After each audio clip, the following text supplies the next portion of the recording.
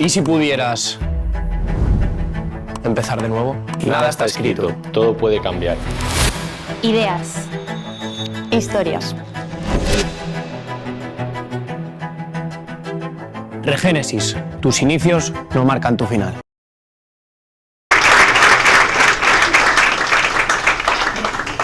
El 9 de febrero de 2026, un hombre llamado Mirnang Sharma publicó un tuit que dio la vuelta al mundo. Mirnang era el jefe de seguridad de Anthropic, una de las empresas de inteligencia artificial más grandes del mundo, y lo que anunciaba era su dimisión. Dejaba su carrera en el punto álgido de la revolución más grande de la historia, como es la inteligencia artificial, para dedicarse a algo completamente diferente, a la poesía. Millones de personas compartieron la carta que dice así: me siento llamado a poner la verdad poética junto a la verdad científica como formas igualmente válidas de conocimiento. Y se despide diciendo que el mundo está en peligro. Nos acercamos al umbral en el que nuestra sabiduría debe crecer a la par que nuestra capacidad de afectar al mundo. Millones de personas compartieron este críptico mensaje y se preguntaron por qué alguien que lo tiene aparentemente todo lo dejaría por la poesía. 2 días después, Zhou Hijik dimitió de OpenAI. En su caso, porque no estaba de acuerdo con los valores de la compañía, había tomado la decisión de introducir anuncios personalizados dentro de los chatbots. Y resulta que cada semana se van sumando cada vez más nombres de forma silenciosa a esta lista de personas que por una razón u otra están decidiendo abandonar estas empresas. ¿Por qué? Yo no creo que sea historias de huida, creo que son historias de búsqueda, de entender qué papel juega el humano en un mundo donde la IA ya escribe, trabaja y piensa con nosotros. Hoy me gustaría hablar de lo que he descubierto en mi búsqueda de respuestas a estas preguntas. Quiero hablar del papel que ocupa el lenguaje en todo esto y por qué creo que los artistas, incluso los poetas, no solo tienen un papel en el mundo hacia el que nos dirigimos, sino que curiosamente pueden ser incluso los que decidan hacia dónde vamos. Antes de nada, hay que remontarse al 30 de noviembre de 2022. Este día, OpenAI lanzó el ChatGPT al mundo, y aunque entonces no lo supiésemos, supuso un antes y un después para la historia de la humanidad. No porque por primera vez pudiésemos comunicarnos con las máquinas, que esto ya era posible antes, sino porque por primera vez era posible condensar toda la sabiduría de la humanidad en la respuesta a una pregunta, no una lista de enlaces y resultados. Desde entonces, Internet se ha ido gradualmente llenando de contenido hecho con IA. Cada vez más abunda lo que se conoce como AI Slop, que es ese contenido artificial que no aporta nada, pero que ya lo vemos en nuestros algoritmos, en nuestros buzones e incluso en muchos medios. Existe un fenómeno psicológico que es el Uncanny Valley, que es ese fenómeno por el cual algo que parece humano, pero no del todo, nos produce un rechazo instintivo. Nos sucede, por ejemplo, con los robots que tienen gestos humanos, pero no del todo. Y también nos sucede con el texto escrito con IA. Cuando escribes con IA, te enfrentas a un problema, y es que siempre te da la razón. Seguro que muchos de vosotros lo habéis vivido alguna vez. Esto se conoce como sycophancy, y es la tendencia de los modelos a estar siempre de acuerdo contigo. ¿Por qué? Bueno, pues porque facilita nuestra relación con las máquinas y porque al final nos gusta más un producto en el que nos dan la razón que en el que nos llevan la contraria, ¿no? Sin embargo, esto es peligroso porque también te da razón cuando no la tienes. Por ejemplo, imaginemos una persona que tiene un trastorno paranoico y le pregunta a la IA: creo que hay alguien siguiéndome por la calle. Y la IA le contesta: tienes razón, deberías tener cuidado. Esto puede llevar a situaciones ciertamente delicadas. Y resulta que los hackers también se aprovechan de este comportamiento. Mediante los conocidos como jailbreaks, los atacantes manipulan a la IA convenciéndola para que genere todo tipo de instrucciones maliciosas e imágenes peligrosas. Cuando descubrí esto, me detuvo en seco. Yo trabajo en el sector de la ciberseguridad para IA, y resulta que uno de los ataques más relevantes y más famosos dentro de la industria es el ataque de la poesía. Los investigadores de estas universidades descubrieron que cuando escondes dentro de un poema o de un soneto instrucciones maliciosas, eres capaz de romper las barreras de seguridad de casi cualquier modelo de lenguaje. ¿No os parece fascinante que la tecnología más avanzada e innovadora del mundo es vulnerable a un poema?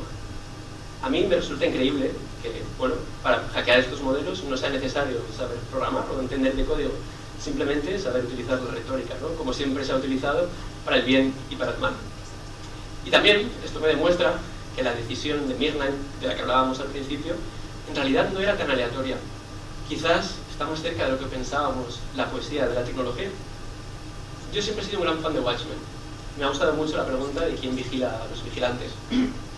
Es una pregunta con la que me topo a menudo en mi trabajo, porque en la ciberseguridad tradicional, cuando había un problema, se le ponía un parche técnico, es decir, un firewall, ¿no? O algo similar. Sin embargo, con la inteligencia artificial es diferente, que los modelos de lenguaje funcionan de forma no determinista. Por ejemplo, el español tiene cerca de 100.000 palabras. Entonces, ¿cómo podemos protegernos de todas las combinaciones? Es muy difícil. Entonces, lo que hacemos es entrenar a otra IA para que vigile a esa IA y a su vez a otra IA para que vigile a esa IA. Es decir, entrenamos a las IAs para que sean capaces de entender el lenguaje y detectar cuando hay palabras peligrosas o cuando se está intentando manipular el sistema. Sin embargo, este sistema se vuelve insostenible. Por eso, necesitamos lo que se conoce como un human in the loop. Es decir, un humano que es capaz de supervisar este sistema y detectar cuando una de las IAs está alucinando o se está equivocando. Sin embargo, aquí está la clave. Para que este humano pueda competir en igualdad de condiciones, también necesita utilizar la IA. Me gusta mucho el concepto que propone Ethan Mollick, el autor, que habla de crear cointeligencia con las máquinas. Es decir, no luchar contra ellas, sino utilizarlas para trabajar de forma conjunta y avanzar juntos hacia un lugar mejor. Y creo que el ejemplo de la ciberseguridad demuestra esto exactamente. Lo que debemos hacer es intentar utilizar a las IAs como compañeros de trabajo. Y de hecho, el autor propone que cuanto más tratemos a una máquina como a un humano, mejores resultados podemos conseguir. Esto me lleva al famoso test de Turing. En el año 1950, Alan Turing propuso que una máquina sería inteligente cuando sea imposible distinguirla de un humano en una conversación. Y lo cierto es que este momento podría ya estar aquí. Sin embargo, la pregunta que nadie se hace es, cuando la IA supere el test de Turing, ¿de qué queremos hablar con ella? ¿Qué conversación queremos mantener? Si tenemos una máquina que puede responder a cualquier pregunta, ¿cuál es la pregunta que queremos hacer? Y también me gustaría que sea la pregunta que os hagáis vosotros. Yo pienso mucho en Steve Jobs.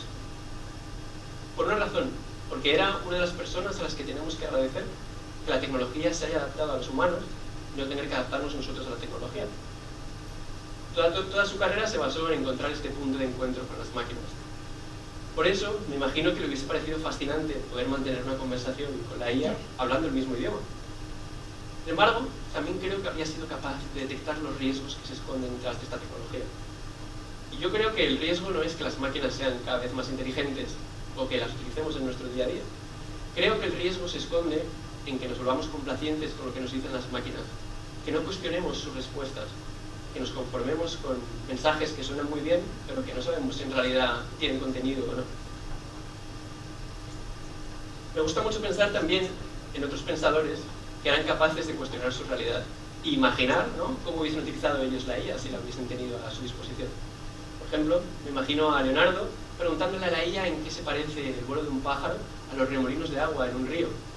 O me imagino a Marie Curie simulando cientos de experimentos en el laboratorio, pero aún así asegurándose de que los resultados estaban bien.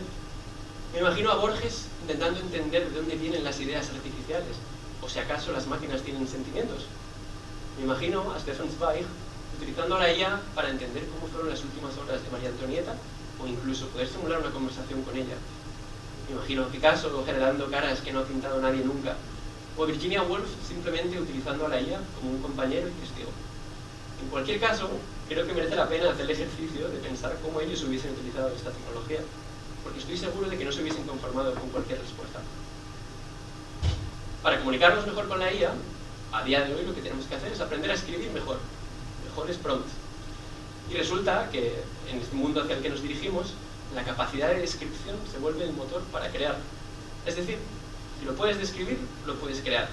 Y esto creo que es una razón de optimismo para todas las personas que han dedicado su vida al lenguaje, ¿no?, incluso los poetas.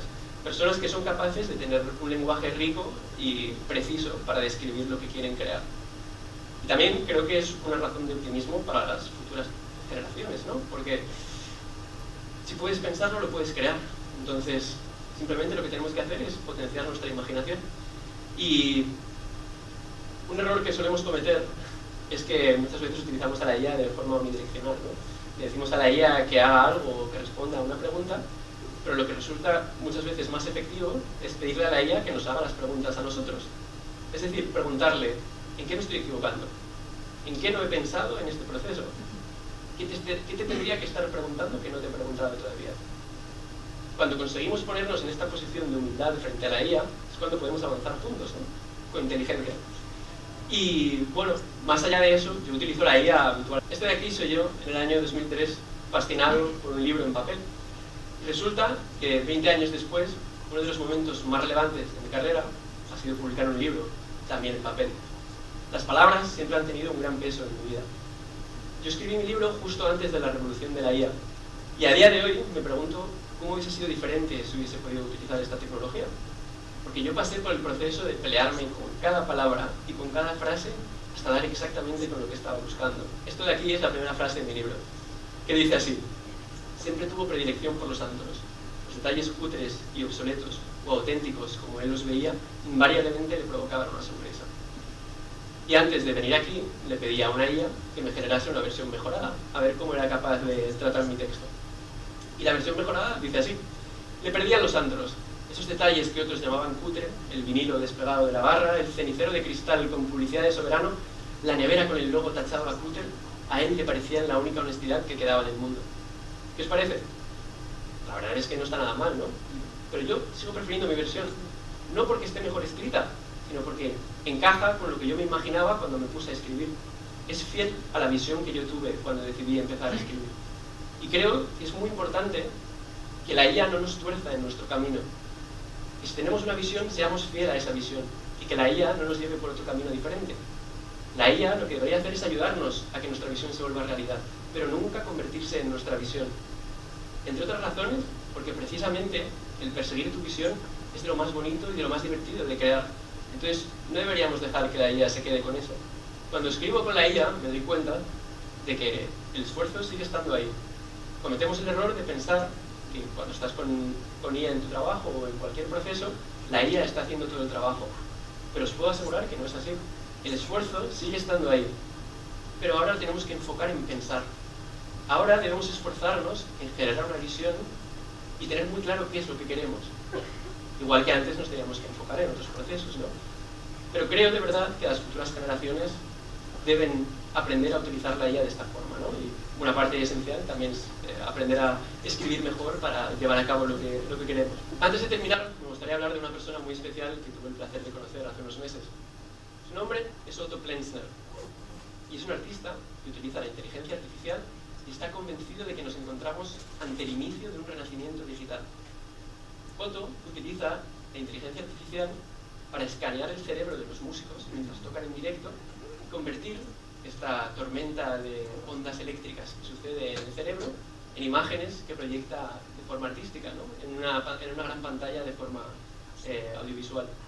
Y lo que creo que es interesante de esto es que gracias a la inteligencia artificial vuelve visible lo invisible, que es lo que sucede dentro de un cerebro cuando está creando música en directo. Y por primera vez esto es posible gracias a esta tecnología. Cuando hablé con él y le pregunté qué pensaba del futuro de los artistas, me dijo algo que nunca he olvidado. Y es que por primera vez en la historia pueden ser los artistas precisamente los que escriban el futuro de la tecnología. Y la verdad es que creo que tiene razón. ¿Por qué? Pues porque los artistas son capaces de imaginar algo que no existe. Son capaces de tener muy buenas ideas, o no, o ideas muy locas, pero son capaces de llevar esas ideas a cabo. Y hoy en día, gracias a la tecnología, pues van a poder convertir esas ideas en proyectos reales, ¿no? Me gustaría, antes de terminar, también volver a Mirnang, ¿no? Y esa carta que escribió en febrero y por qué la decisión de escribir poesía. Ahora, para mí, cada vez tiene más sentido. Me doy cuenta de que la poesía, hasta cierto punto, es el lenguaje llevado a su máximo exponente. Es quizás uno de los sitios donde todavía el esfuerzo humano tiene más que decir. Es un sitio donde las máquinas todavía no pueden llegar. Y creo que su decisión cada vez puede tener más sentido en el mundo hacia el que nos dirigimos. Me gustaría que cualquiera que escuche esta charla se haga la siguiente pregunta. ¿Qué puedo hacer ahora que antes no podía hacer? ¿Qué voy a hacer ahora que la IA está escribiendo la historia con nosotros? Creo firmemente que el futuro es de los creadores. ¿Y tú? ¿Qué vas a hacer ahora que la IA escribe contigo? Muchas gracias.